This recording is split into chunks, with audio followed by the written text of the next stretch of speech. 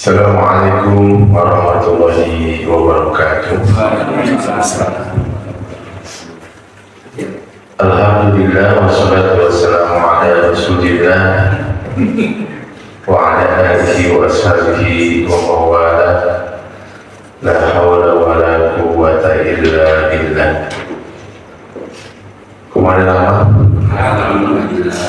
Insyaallah mudah sejak terakhir surga diberikan kemudahan hidupnya, dunia dan akhiratnya, dilancarkan rezekinya. Kemudian mudah-mudahan apa-apa yang kita hajatkan sing dijabah Allah Subhanahu wa taala melalui barokah pengajian ini, anak disolehkan, utang dilunaskan. Amin. No aminat tali curiga Pak. Kemudian berangkat umroh dan haji ya, mudah-mudahan dan insya Allah semuanya dilancarkan rezeki. Insya Allah pada kesempatan ini kita akan mulai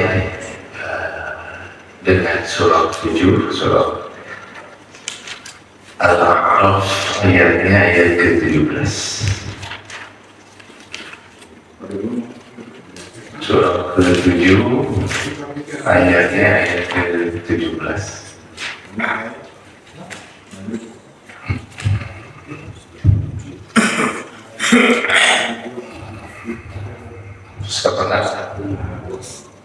Saya sekali nanti diikuti. A'udzu billahi minasy syaithanir rajim. A'udzu billahi minasy syaitonir rajim. Tsumma la'atiyannahum min baini aydihim wa min khalfihim.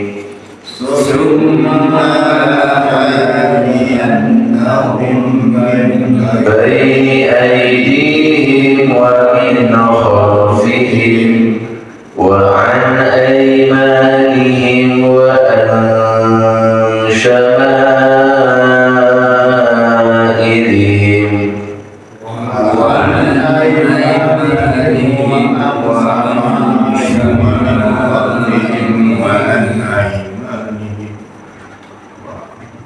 ولا تجد أكثرهم شاكرين.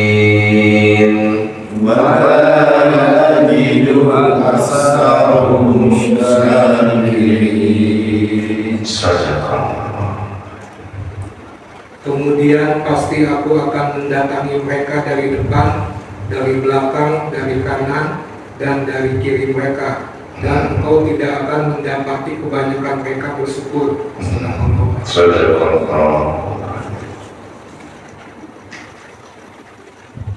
Di antara hal yang kita harus ketahui bahwa musuh yang abadi itu adalah iblis ya. Ketika iblis itu minta penangguhan kepada Allah Subhanahu wa taala karena iblis ini dia membangkang, menolak sujud kepada Nabi Adam.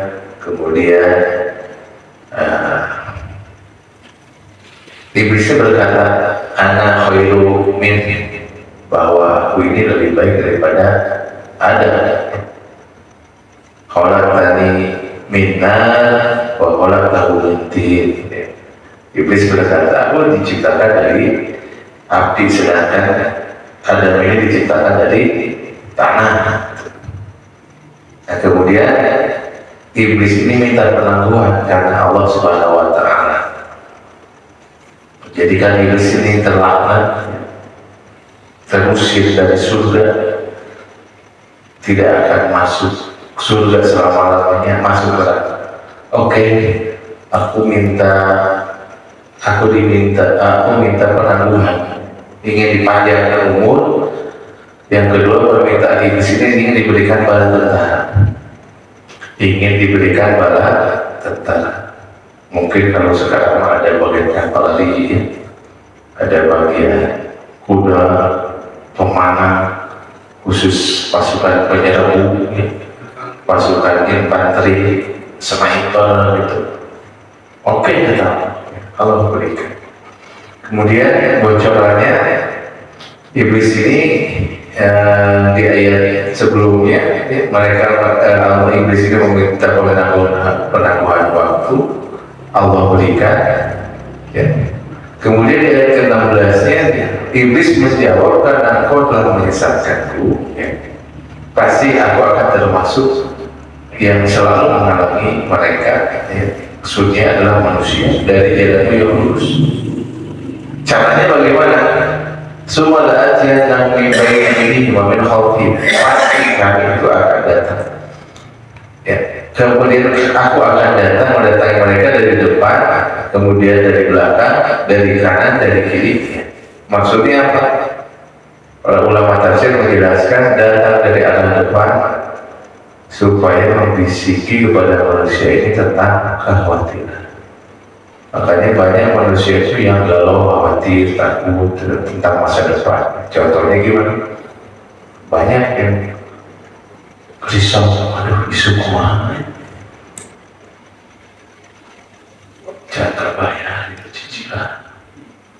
cicilan motor, cicilan panci.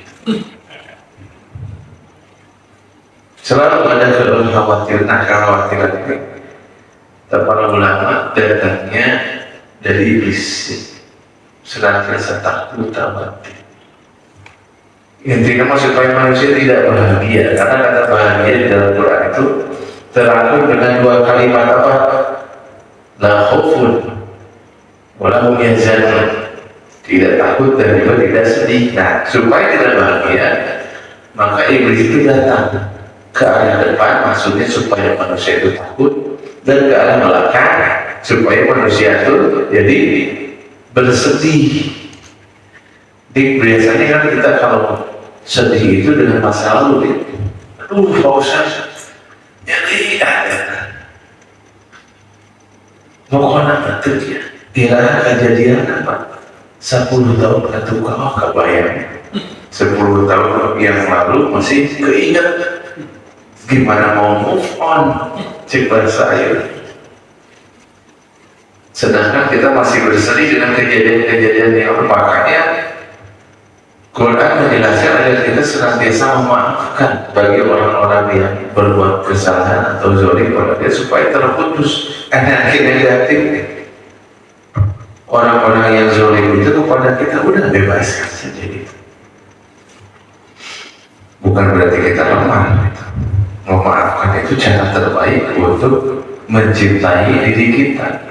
Love self, ya, bagaimana kita mencintai diri kita sendiri.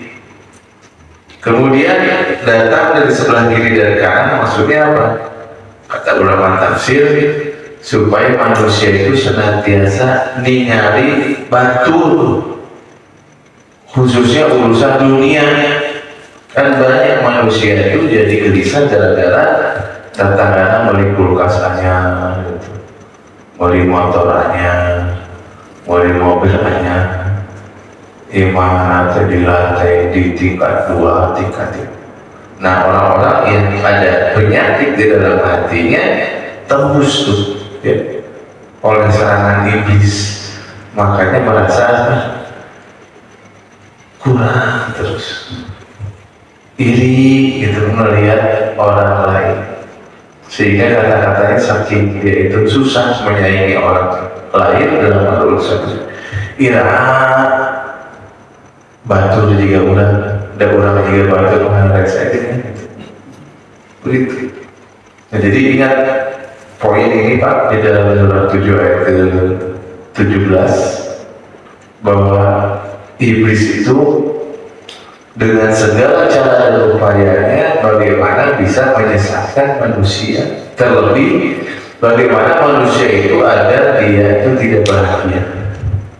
Caranya adalah dengan menghembuskan hawa-hawa ketakutan, menghembuskan hawa-hawa kesedihan, dan menghembuskan hawa-hawa supaya manusia itu tidak bersyukur. Makanya Nabi itu katakan ya, kalau kita ingin bahagia, selain harus senantiasa bersyukur, berserah diri juga. Kalau untuk urusan dunia, lihatnya jangan ke atas, tapi lihatnya ke bawah.